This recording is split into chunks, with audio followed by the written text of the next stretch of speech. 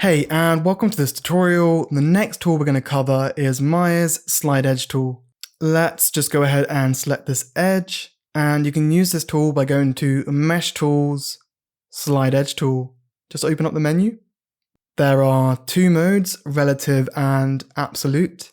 To use this tool, drag with the middle mouse button to adjust the edge.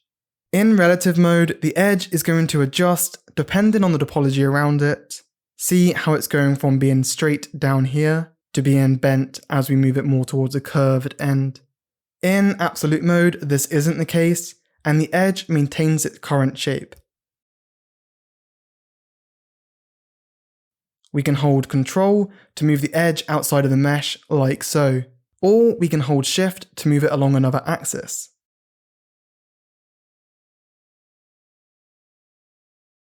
When not in the tool, more quickly you can just hold Shift and Ctrl to slide an edge in whichever transform mode. See how we get the little slide text? And now we can slide like so.